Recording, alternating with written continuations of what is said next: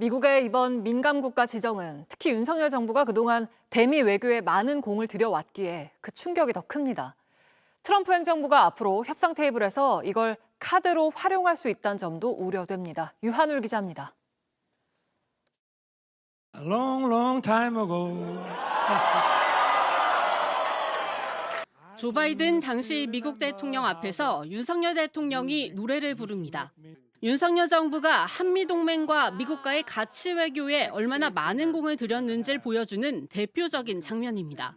한미 정상은 동맹 70주년을 맞아 정상회담을 갖고 북한 핵무기에 맞서 미국의 확장 억제를 강화하는 내용의 워싱턴 선언도 채택했습니다. 미국의 핵무기를 포함하여 동맹의 모든 전력을 사용한 신속하고 압도적이며 결정적인 대응을 취하기로 약속했습니다. 그 결과 한미 핵협의 그룹 NCG를 만들었고 이번 정부는 대미 외교의 주요 성과로 자부해왔습니다. 그런데도 바이든 행정부는 임기를 마치며 우리나라를 에너지부 민감국가 리스트에 포함시킨 겁니다.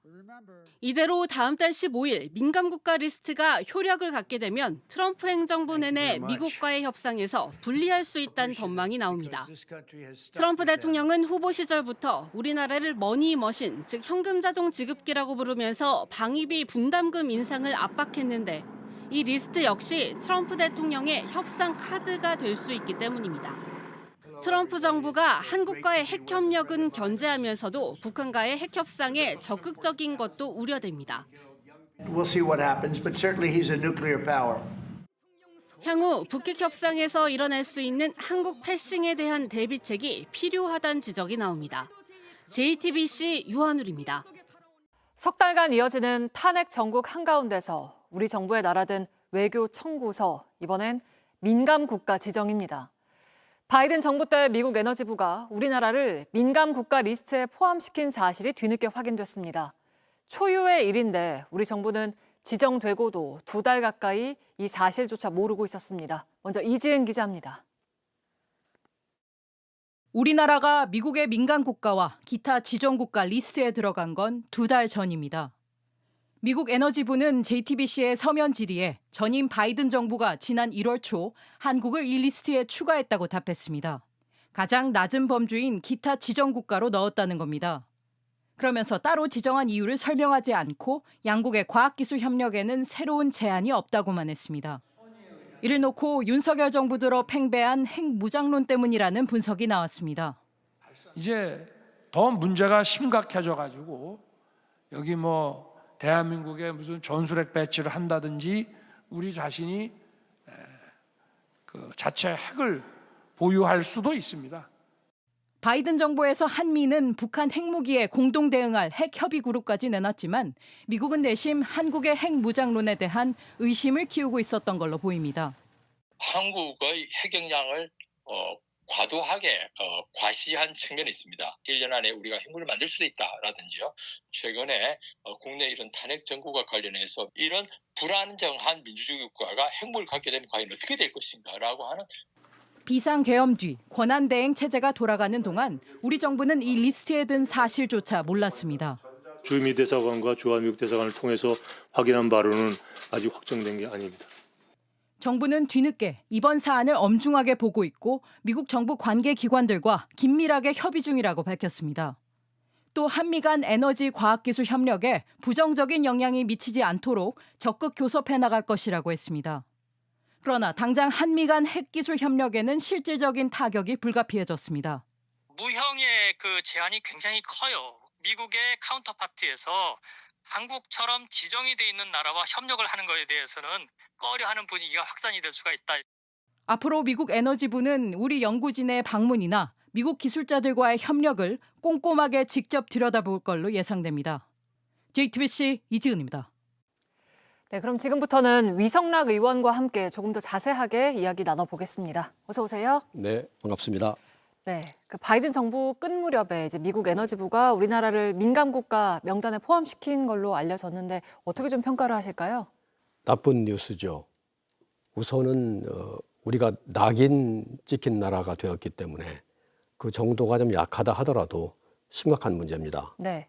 유사한 낙인이 가해진 나라가 뭐 또 있는데 가령 인도, 파키스탄, 이스라엘 다 핵 가지고 있는 나라들이기 때문에 그런 거고 뭐 대만이 있긴 합니다만 좀 특이한 경우고 미국의 동맹으로서 이러한 낙인이 찍힌 경우는 우리가 아마 유일할 겁니다. 네.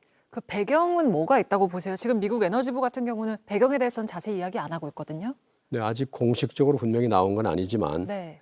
여러 가지 정황을 미루어 보면은 한국 내에 비등하는 핵 무장론, 또 뭐 핵 잠재력 확보론 등 결국 핵무장에 관한 담론들이 한국을 민감한 나라로 보도록 만들었다고 봐야 합니다. 네. 근데 지금 말씀하신 핵 무장론을 주장하는 쪽에서는 민감 국가가 아니라 그 최하위 범주다. 기타 지정 국가 목록에 추가됐을 뿐이다. 이렇게 이야기를 하고 있는데 이 부분에 대해서는 좀 어떻게 보실까요?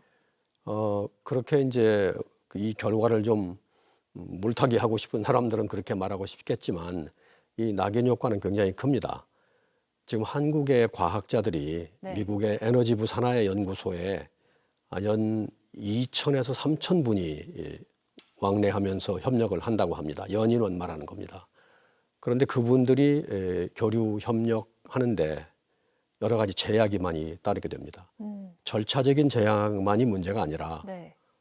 이렇게 되면 연구 협력의 질과 수준이 문제가 됩니다. 그러니까 민감한 영역에 협력이 이루어진다고 볼 수가 없고 우리에게 큰 제약인데 미국이 이렇게 보게 된 이유는 한국 내에서 특히 이제 여권 중심으로 말하자면 거의 대부분의 주요 지도자들이 핵무장론자입니다. 윤 대통령도 핵무장론자라고 할 수 있고 국방장관들, NSC에도 많은 핵무장론자가 있다고 볼 수 있습니다.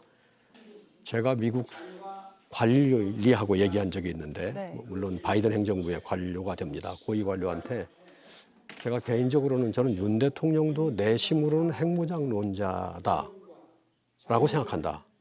그 사람이 동의한다고 말합니다. 그런 류의 한국 내 핵무장론에 대한 깊은 의구심과 문제의식이 미국 내에 있기 때문에 이런 결과가 왔다고 생각합니다.